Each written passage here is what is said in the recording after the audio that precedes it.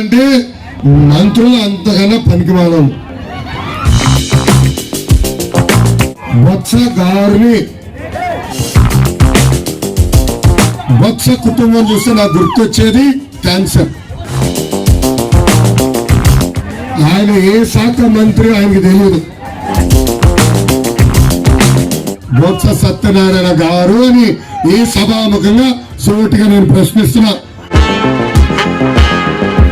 ఇలాంటి కుటుంబం ఇది. కుటుంబాన్ని వైజాగ్ కూడా పంపించి ఎంపీ చేసేదానికి ప్రయత్నిస్తున్నారు. ఈ బొత్స క్యాన్సర్ గడ్డకి రేడియేషన్ ఇవ్వాల్సిన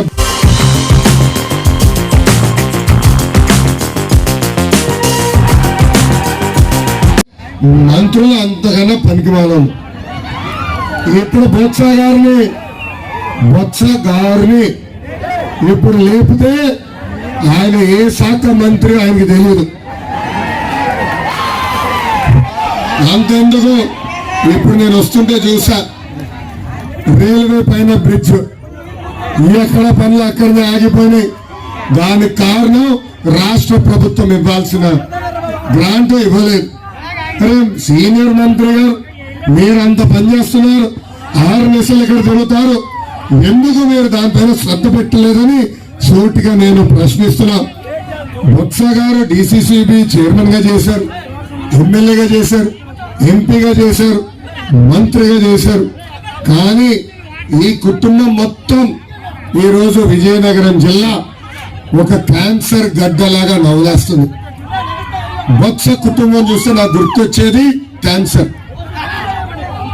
ఎట్లయితే నిరుపేద కుటుంబాలని క్యాన్సర్ నవలేసి వాళ్ళు ఇంకా నిరుపేదలోకి తోసేస్తుందో అలా విజయనగరం జిల్లాని ఈ కుటుంబం ఒక క్యాన్సర్ గడ్డలాగా ప్రజలందరినీ పీడించి ఇంకా పేదరికంలోకి తోసేస్తుంది. అందుకే విజయనగరం ప్రజలకు నేను పిలిపిస్తున్నా, క్యాన్సర్ గడ్డ పోయాలంటే రేడియేషన్ ఇవ్వాల్సిన అవసరం ఉంది.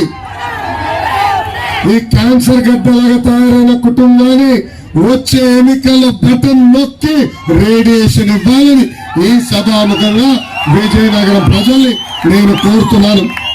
ఇలాంటి కుటుంబం ఇది ఇక్కడనే కాదు, ఇప్పుడు ఏకంగా కుటుంబాన్ని వైజాగ్ కూడా పంపించి ఎంపీ చేసేదానికి ప్రయత్నిస్తున్నారు.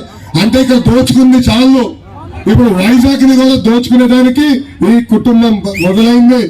అందుకే ఉత్తరాంధ్ర ప్రజలందరూ నేను పిలిపిస్తున్నా, ఈ బొత్స క్యాన్సర్ గడ్డకి రేడియేషన్ ఇవ్వాల్సిన బాధ్యత ప్రతి వ్యక్తి పైన ఉంది.